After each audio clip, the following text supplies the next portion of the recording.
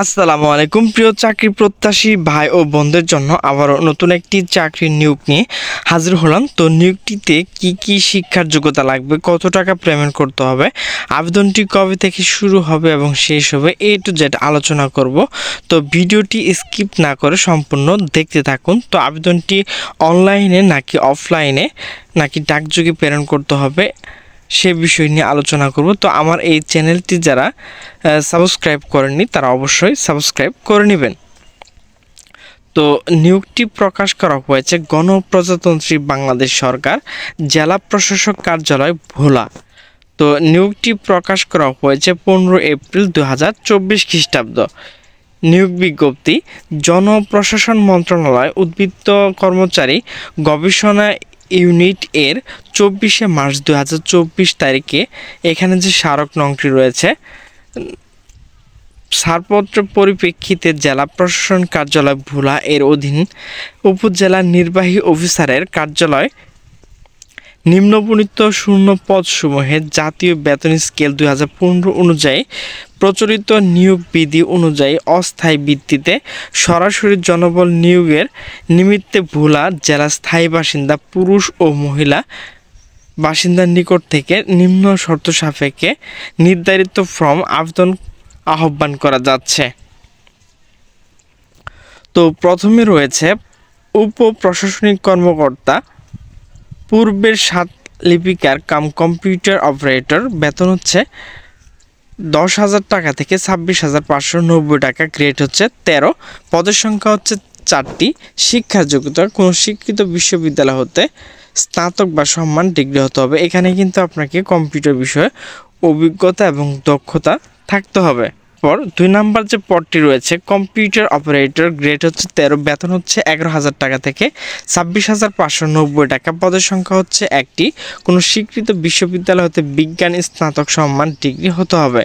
সহকারী প্রশাসনিক কর্মকর্তা, পূর্বের 7 মুদ্রাক্ষরিক কাম কম্পিউটার অপারেটর, গ্রেড হচ্ছে 14, বেতন হচ্ছে 10,200 টাকা থেকে 24,680 টাকা, পদের সংখ্যা হচ্ছে 3টি, কোনো স্বীকৃত বিশ্ববিদ্যালয় হতে স্নাতক বা সম্মান ডিগ্রি হতে হবে। এখানে কিন্তু আপনাকে কম্পিউটার বিষয় অভিজ্ঞতা এবং দক্ষতা থাকতে হবে। এরপর হচ্ছে হিসাব সহকারী, গ্রেড হচ্ছে 16, বেতন হচ্ছে 9,300 টাকা থেকে 22,490 টাকা, পদের সংখ্যা হচ্ছে 5টি, কোনো স্বীকৃত বোর্ড হতে উচ্চ মাধ্যমিক সার্টিফিকেট বা সমান পরীক্ষা উত্তীর্ণ হতে হবে। এখানেও কিন্তু আপনাকে কম্পিউটার বিষয়ে অভিজ্ঞতা থাকতে হবে।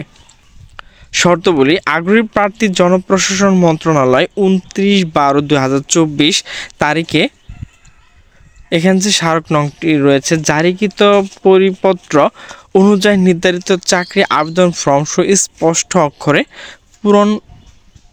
পূর্বক আবেদন করতে হবে। আবেদন ফর্ম জনপ্রশাসন মন্ত্রণালয় ওয়েবসাইটে, এখানে যে ওয়েবসাইটে রয়েছে MOPA.gov.bd অথবা জেলা প্রশাসন ভোলা এর ওয়েবসাইট যে রয়েছে www.bhola.gov.bd নোটিশ বোর্ডে সংগ্রহ করা যাবে।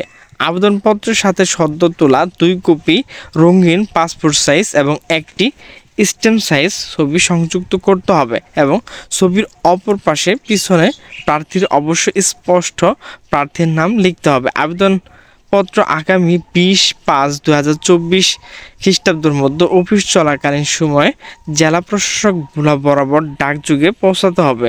অস্পষ্ট ত্রুটিপূর্ণ মানে ভুল হলে কিন্তু স্বাক্ষরবিহীন এবং বিলম্বে প্রাপ্ত আবেদন বাতিল বলে গণ্য হবে। ফি বাবদ 200 টাকার ট্রেজারি চালান সরকারি কোষাগারে ব্যাংক কোড, এখানে যে কোডগুলো রয়েছে সেগুলো কিন্তু চালান কপি আবেদনের সাথে দাখিল করতে হবে। প্রার্থীকে বয়স অবশ্যই 20/5/2024 খ্রিস্টাব্দ তারিখে 18 থেকে 30 বছর হতে হবে। যারা প্রতিবন্ধী এবং মুক্তিযোদ্ধা রয়েছেন তারা কিন্তু 18 থেকে 32 বছর পর্যন্ত আবেদন করতে পারবেন।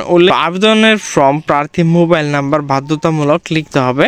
প্রার্থীর নাম ঠিকানা উল্লেখপূর্বক 10 টাকা মূল্যের অবহিত ডাক টিকিট 9.5 এবং 4.5 ইঞ্চি একটি ফেরত খাম আবেদনপত্রের সাথে সংযুক্ত করতে হবে। তো এখানে যেগুলো বিষয় রয়েছে তো ভিউয়ার্স এগুলো আপনারা অবশ্যই দেখে নেবেন।